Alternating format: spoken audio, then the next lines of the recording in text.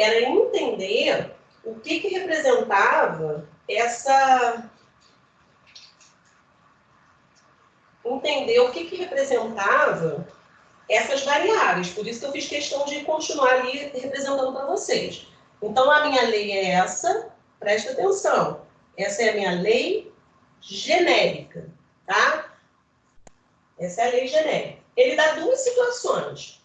A primeira situação que ele dá é que ele vendeu 150 unidades do produto e ganhou e gastou 525. Então, presta atenção. Ele gasta 525. Eu não sei quantos produtos, picolés, o que vocês queiram, ele produziu. Ou produziu não. Quanto custava cada um. O que eu sei é que ele produziu 150. E eu não sei o valor fixo. Então, quando eu substituo a primeira informação, fica assim, ó. Vê se vocês conseguem entender o que ele fez, o que eu fiz aqui. Aquela primeira informação que eu fui fazendo a Júlia pensar, entender o que ela precisava aqui, nós chegamos à conclusão que 525 representa o custo para a produção de 150 unidades, que é o valor de X, de picolé. Tudo bem aqui? Nós só representamos na lei. Tudo bem? Tudo bem, Carol? Estava na dúvida? Não, até aqui tudo bem. Tudo bem? Então, beleza. Agora vamos à segunda parte, que eu estava tentando te ajudar a entender comparado com a primeira. Ele agora, na primeira, ele produziu 150 picolés, estou insistindo no picolé, tá, gente? 150 picolés que representava a quantidade de produtos. E ele gastava 525. Agora, usando a mesma lei, ele fala que ele produz 400 picolés e ele tem um gasto de 700. Então, usando a mesma lei, 700 é o custo. Igual ao valor do picolé que eu não sei, vezes 400. Porque agora ele falou que a quantidade de X produzidas foi igual a 400, mais B. Então, agora eu fiquei com essa lei, ó. Então, eu fiquei com duas leis. Eu fiquei com a lei relacionada à primeira situação que ele me dá e agora uma lei relacionada à segunda situação. Qual é a pergunta dele? A pergunta dele é: qual é? Então, podemos afirmar que os custos fixos dessa indústria são, em reais, custo fixo, ó, que ele quer o valor de B. Então, o que eu vou fazer aqui? Eu não consigo resolver essa equação, presta atenção, aqui é uma equação de primeiro grau. Eu tenho o valor de A e B para resolver. Aqui eu tenho uma equação de primeiro grau que eu tenho o valor de A e B para resolver. Eu não consigo resolver essa de vermelho, depois a de azul. Eu não consigo resolvê-las separadamente. Só que as duas equações se relacionam ao mesmo problema, à mesma situação. Aí eu vou fazer resolução. É isso que vocês vão pesquisar, quem não sabe fazer, tá, gente? Resolução de sistemas. Vou fazer esse para vocês, mas isso não é matéria de primeiro ano, tá? Como que resolve um sistema? Eu pego as duas equações, coloco uma debaixo da outra, arrumadas, de modo que eu coloco letras debaixo de letras, mesmas letras, A debaixo de A, B debaixo de B, o termo independente também debaixo de termo independente. Então, eu vou mudar um pouquinho só aquela questão ali. Eu vou botar assim, ó. 150A era A 150. Eu só inverti a ordem. Mais B igual a 525.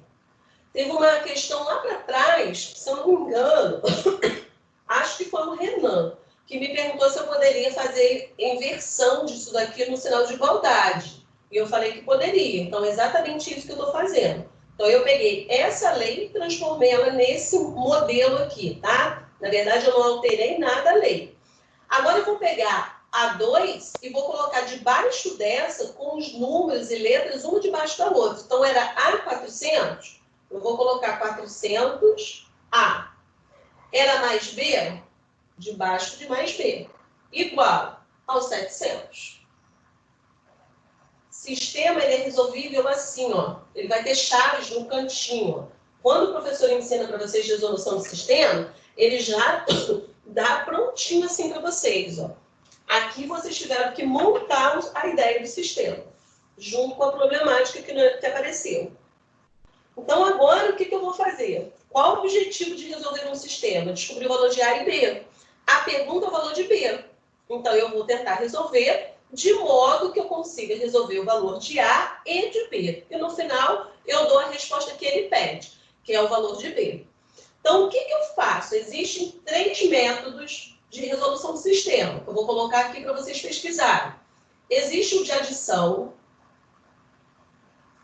existe o de comparação,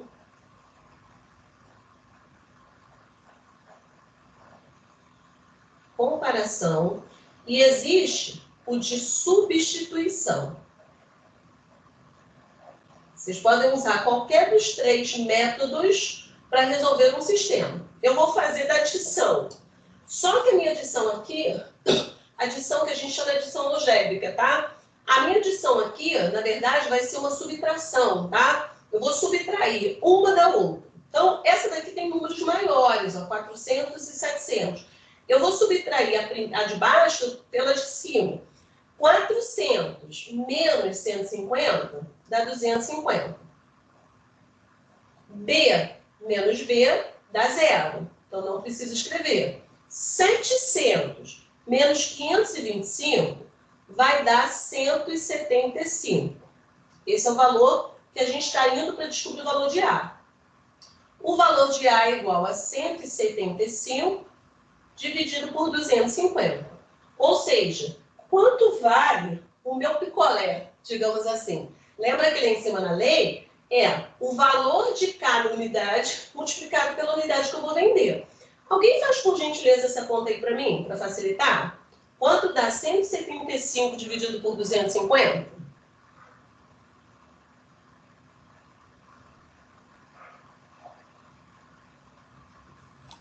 Deu 0,7 o meu. 0,7. O meu também. Show. Então, se ele me perguntasse assim, quanto custa cada unidade que ele vende, já estava a resposta, custa 70 centavos. 0,7, nosso dinheiro é com 2 casas decimais, eu teria que colocar, já que é dinheiro, eu teria que colocar mais um 0 e dizer que ele custa 70 centavos, tá? Mas ele não quer o valor de A, ele quer valor de B, ele quer saber quanto que é aquele valor lá fixo. O que eu faço? Pega uma lei, vou pegar uma lei qualquer, vou pegar essa aqui, ó. Pegar 150 A mais B igual a 525. Faz essa continha para mim. 150 vezes 0,7. Quanto dá isso?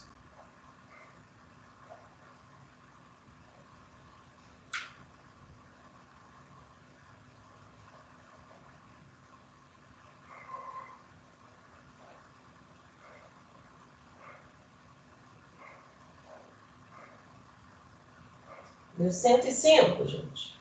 Isso. Beleza. Tá.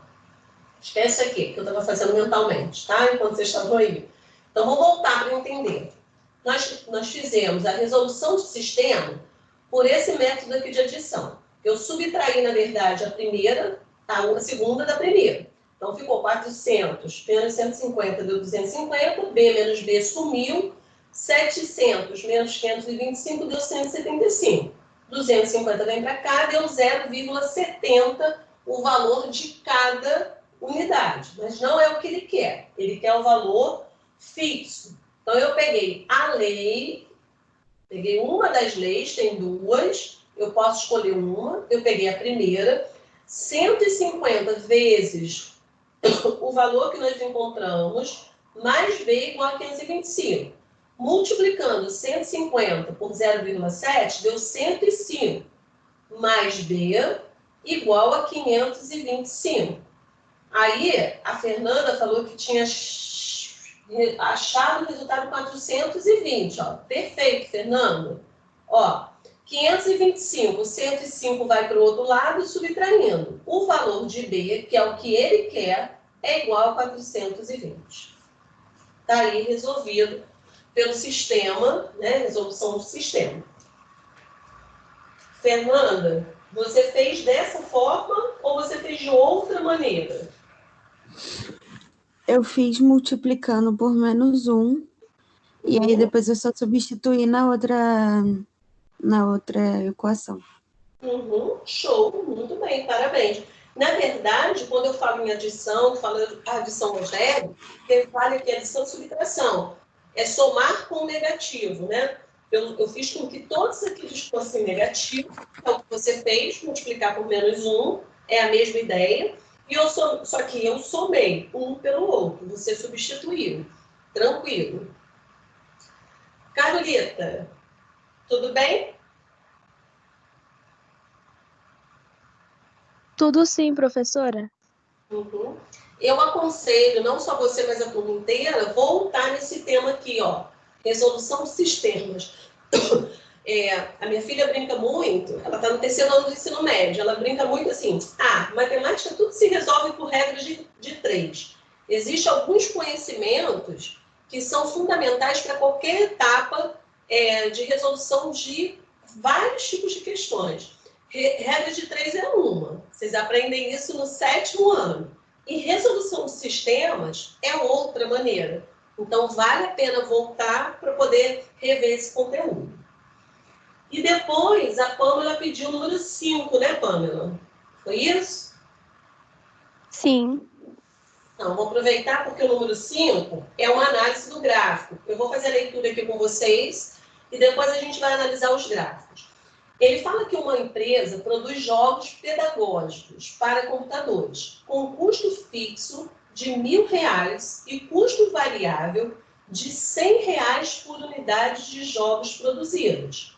Então, ele fala da parte fixa da lei.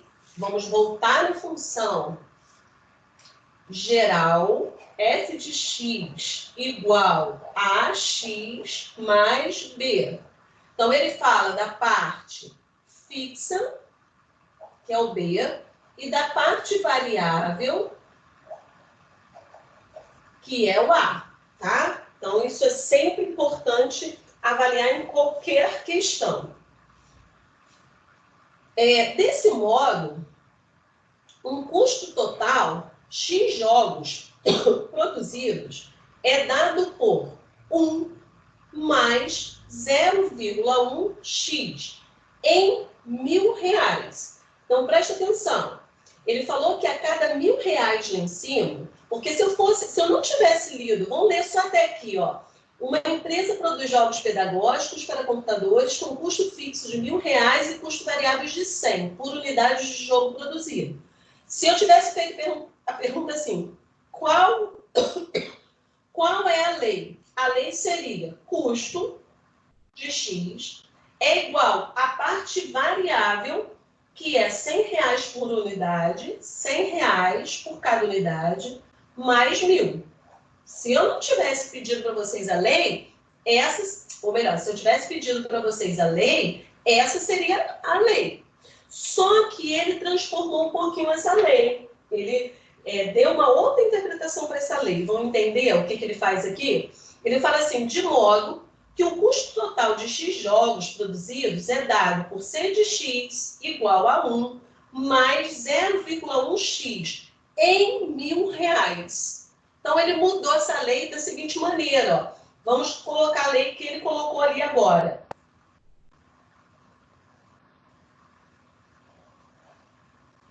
Eu vou até inverter a ordem aqui para vocês entenderem melhor. Ele deu essa lei aqui lá, ó.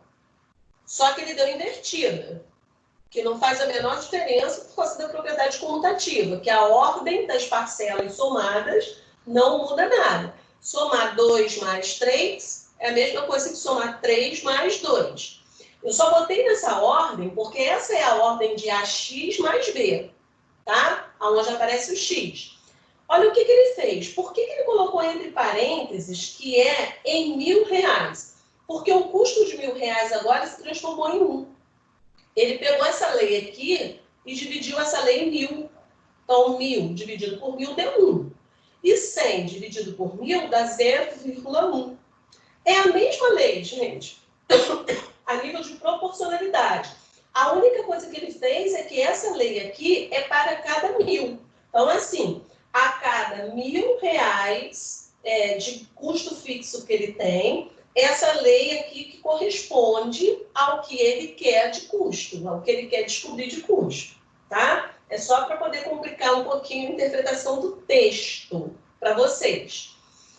Essa é a questão do Enem, tá, gente? De 2009. Todas as questões que eu peguei aqui são de algum vestibular. Não sei se vocês prestaram atenção. A Unicamp, a Universidade Estadual do Pará, aqui também do Pará, a de baixo, número 3, e a número 4, a Universidade Federal.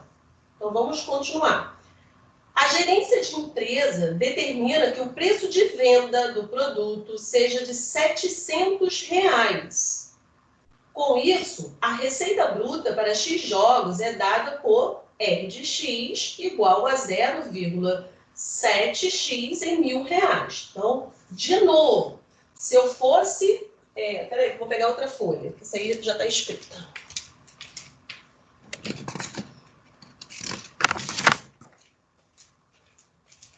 Se eu fosse agora fazer a segunda parte, se eu pedisse a vocês assim... Escreva qual é a parte que a gerência da empresa determina para o preço de venda, que seria a receita, né? O que ele vai receber. Então, seria a receita em relação a X é igual a R$ 700 vezes X, cada unidade vendida. Só que para ele, como ele vai vender muito, ele não quer uma fórmula que os números sejam muito grandes, o que ele fez? Ele dividiu isso daqui também por 1.000. Então, ele está pensando sempre a cada 1.000, tá? Então, isso daqui é a receita de X, deu 0,7x. É isso que está sendo apresentado, que está de vermelho aqui, é o que está sendo apresentado para vocês. Porque na frente da fórmula está sempre escrito assim, em R$ 1.000. Ou seja, a cada R$ 1.000 está acontecendo essa resolução aqui de lei, tá? Agora ele fala sobre o lucro líquido, obtido pelas vendas de X unidades de jogos, é calculado pela diferença entre a receita bruta e os custos totais. Lá naquela primeira questão que eu resolvi, eu perguntei ao Renan assim, Renan, o que é lucro? Explica para mim, com as suas palavras, o que representa o lucro. O lucro, gente, lucro, ele vai ser tudo que eu recebo menos todos os meus custos. Vou fazer picolé. Gastei R$ 300 nas formas, com mais o material. Isso foi meu custo. Eu recebi 500 das vendas dos picolés. 500 menos 300, o meu lucro, 200. Então, o que ele está me dizendo aqui? Aqui, ele falou que ele tem uma lei de custo e tem uma lei de recebimento. Ele quer que você pense no gráfico que represente o lucro. Se a gente continuar lendo lá, isso daqui é muito mais interpretação de texto, hein? O lucro líquido obtido pela venda de X unidades de jogos é calculado pela diferença entre a receita, o que ele recebe, e os custos totais. O gráfico que modela, que mostra isso corretamente, o lucro líquido dessa empresa, quando são produzidos X jogos, Então, ele dá vários gráficos. Mas eu não consigo determinar um gráfico se eu não pensar ainda na lei do lucro, que eu não tenho a lei do lucro. Ele me deu a lei do custo e ele me deu a lei da receita dele. Eu tenho que pensar agora na lei do lucro. Então, vamos escrever essa lei do lucro. Lei do lucro é pegar o que ele recebe, que é 0,7x, e subtrair do custo. Olha o que é o custo na lei. É isso tudo aqui, ó. 0,1x. Lembre-se que se eu estou fazendo menos os custos, e o custo é essa lei toda, aqui vai trocar o sinal e aqui também. Então, vai ficar menos 0,1x menos 1. Então, a lei do meu lucro é igual a 0,6x menos 1. Essa é a minha lei do lucro. Aí, a gente vai voltar na aula da semana passada. Como construir um gráfico a partir de uma lei. Agora, nós já entendemos o problema. Agora, eu preciso construir um gráfico. Então, vamos fazer o rascunho do gráfico aqui no cantinho. Ó, o valor de B é aonde ele começa. Então, ele começa lá embaixo, menos 1. Esse gráfico aqui tem um valor de A maior que 0. A, isso aqui, ó, é maior que 0. Se A é maior que 0, a função é crescente. Então, ele cresce fazendo isso. Aí, quando eu olho os meus gráficos, poderia ser a letra A?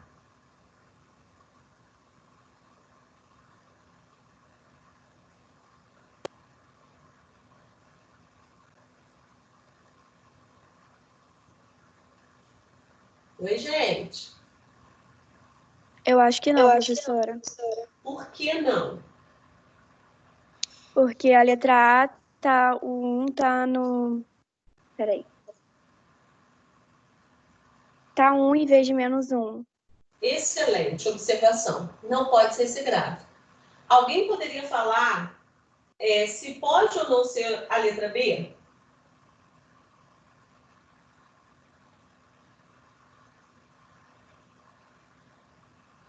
Eu acho que pode sim. Pode ser a letra B. Então, presta atenção. A letra A, nós já eliminamos. A letra B é possível. Vamos aguardar as outras observações. A letra C pode ser? Também não. Também não. Pelo mesmo motivo que a letra A. Ele começa, o gráfico está começando em 1, ó. Aqui e aqui. Então, ele não poderia ser nem a letra A, nem a letra C. Poderia ser a letra D? Não, porque começa em 0. Isso aí. Então, letra D descartada, não pode. E poderia ser a letra E? Não. Não mesmo. A letra E é a que fica mais descartada, porque, olha só, o gráfico é crescente. Ele aqui E a letra E é decrescente. Significa aqui que ele está tendo prejuízo. E ele não falou nada de prejuízo, né? Então, na letra E que não podia ser mesmo. Então, opção correta, letra B. Nem precisamos calcular isso aqui, ó. Por isso que eu falei assim, vamos aguardar. A letra B pode ser, é provável que seja. Mas vamos analisar as outras opções, porque se eu tivesse duas crescendo, começando em menos 1, eu teria que analisar esse ponto aqui, ó. Esse ponto, ó, que é chamado de zero da função, que eu poderia calcular também o zero da função.